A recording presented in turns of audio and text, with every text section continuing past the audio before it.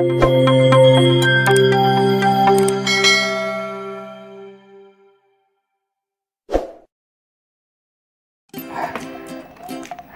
warahmatullahi wabarakatuh. Hai, apa kabar sahabat semuanya? Semoga kalian ada dalam keadaan sehat walafiat ya.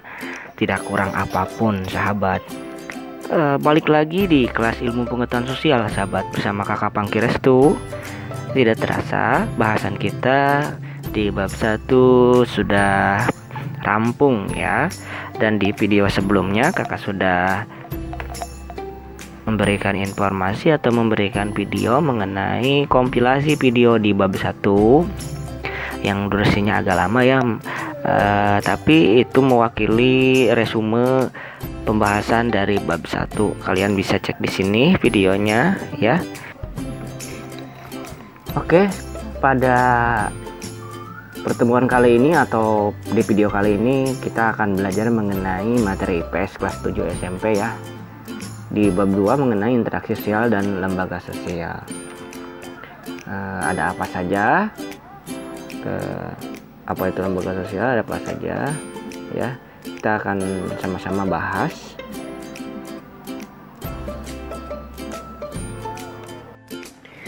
Baik, adapun tujuan pembelajaran. Setelah sahabat mengikuti pembelajaran ini, sahabat diharapkan yang pertama mampu menjelaskan pengertian interaksi sosial. Kemudian yang kedua, mampu menjelaskan syarat interaksi sosial. Dan yang ketiga, mampu menyebutkan bentuk-bentuk interaksi sosial. Ya, baik sahabat, dapat dipahami.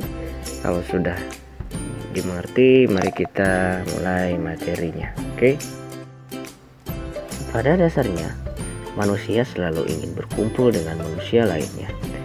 Selalu ingin bertemu, berbicara, atau ingin melakukan kegiatan-kegiatan lain dengan manusia lainnya.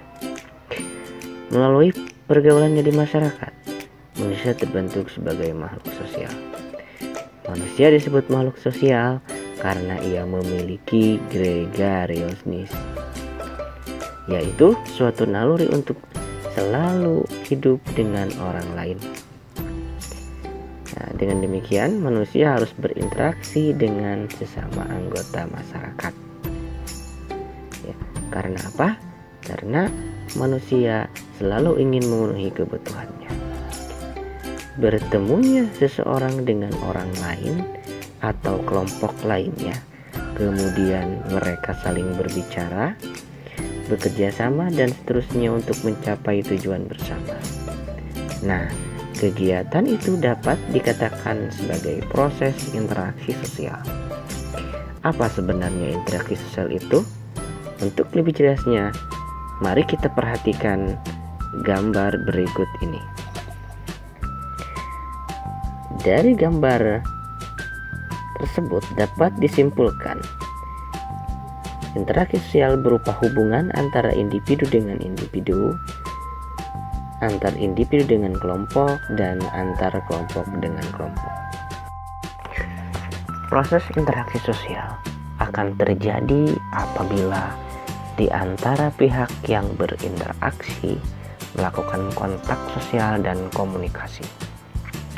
Kontak sosial dan komunikasi sosial merupakan syarat terjadinya interaksi sosial. Tanpa adanya kedua syarat itu, interaksi sosial tidak akan terjadi. Jadi, syarat interaksi sosial adalah kontak sosial dan komunikasi sosial. Berlangsungnya suatu proses interaksi sosial didasarkan pada beberapa faktor. Antara lain, yang pertama yaitu faktor imitasi, kemudian yang kedua ada faktor sugesti, yang ketiga faktor identifikasi, dan yang keempat adalah faktor simpati. Mari kita bahas satu persatu ya, apa saja pengertian dari keempat faktor itu ya.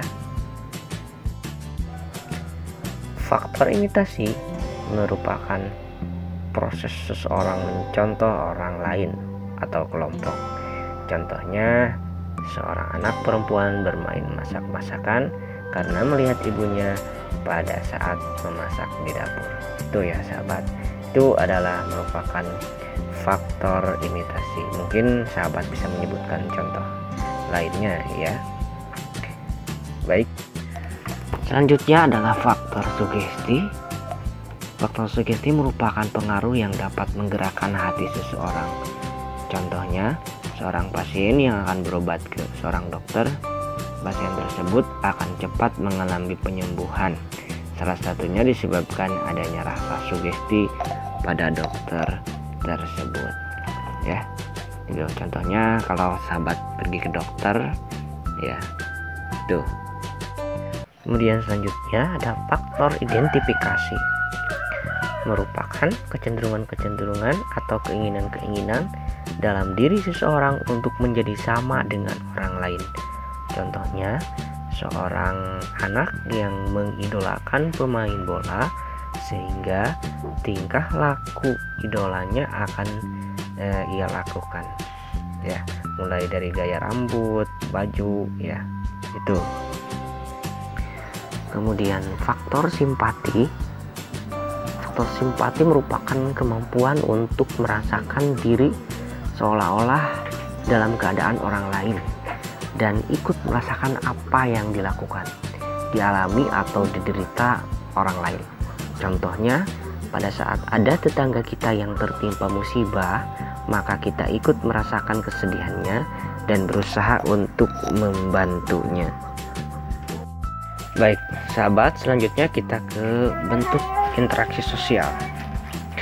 Apa saja bentuk interaksi sosial ini? Terdiri dari dua, yaitu proses-proses yang asosiatif dan proses-proses yang disosiatif.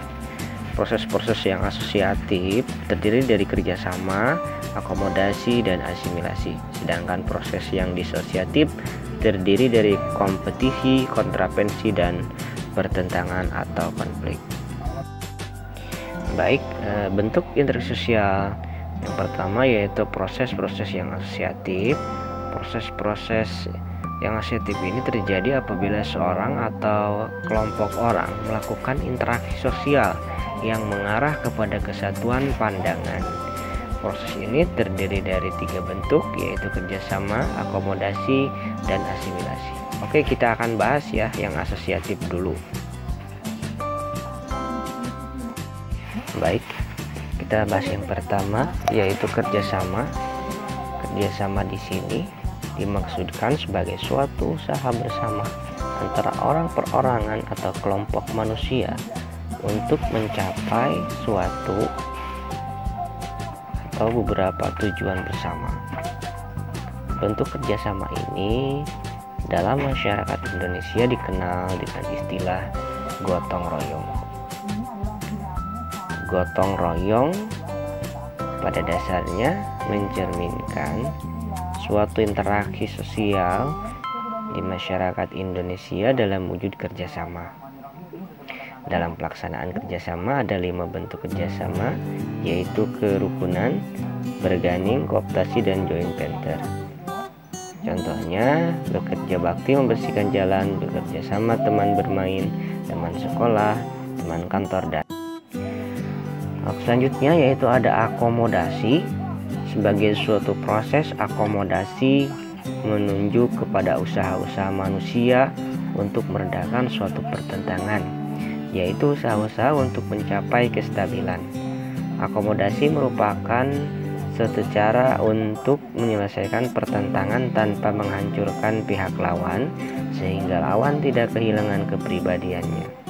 Dalam pelaksanaannya, akomodasi memiliki beberapa bentuk, yaitu koersi, kompromi, arbitrasi, mediasi, konsiliasi, toleransi, stalemate, dan adjudikasi.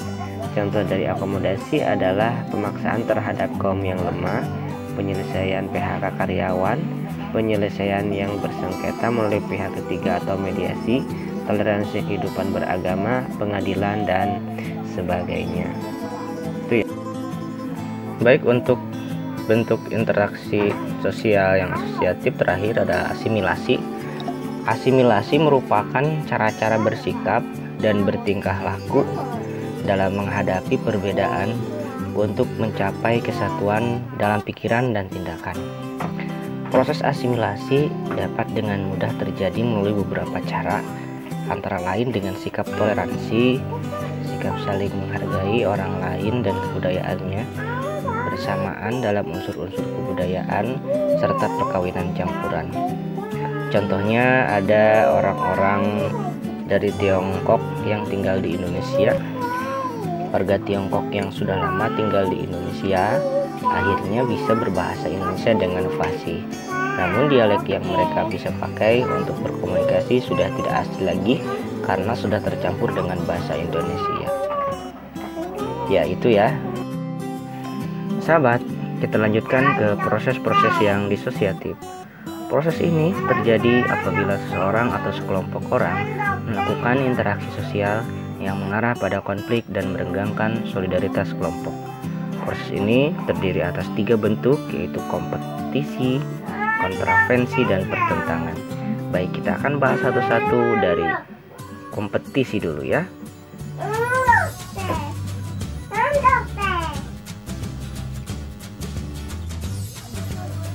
Baik, kompetisi adalah bentuk interaksi sosial yang disosiatif. Ini berupa persaingan di mana ketika seseorang individu atau kelompok berlomba-lomba untuk meraih tujuan yang sama. Namun, persaingan ini dilakukan dengan cara sportif yang dilakukan dengan aturan tanpa adanya benturan dari fisik. Selanjutnya, konflik sosial. Konflik sosial ini terjadi karena adanya sebuah perbedaan paham dan kepentingan individu atau kelompok. Konflik ini terjadi ditandai dengan adanya kekerasan, ancaman, kontak fisik antar pihak-pihak yang bertentangan. Dapatkah sahabat menyebutkan contoh dari konflik sosial? Silahkan ditulis di kolom komentar ya. Bentuk interaksi sosial yang disosiatif terakhir adalah kontravensi. Kontravensi merupakan bentuk sosial disosiatif berupa sikap menentang secara tersembunyi agar tidak adanya perselisihan atau konflik terbuka. Biasanya kontravensi ini ditandai dengan ketidakpastian, keraguan, penolakan, dan penyangkalan yang tidak diungkapkan secara terbuka. Tuh ya.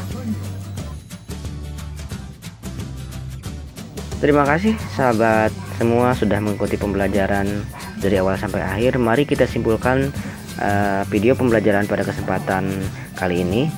Interaksi sosial adalah hubungan-hubungan antar orang, perorangan, antar kelompok manusia maupun antar orang, perorangan, dan kelompok manusia. Proses interaksi sosial akan terjadi apabila di antara pihak yang berinteraksi melakukan kontak sosial dan komunikasi. Proses yang asosiatif terjadi apabila seseorang atau sekelompok orang melakukan interaksi sosial yang mengarah kepada kesatuan pandangan. Proses ini terdiri atas 3 bentuk, yaitu kerjasama, akomodasi, dan asimilasi.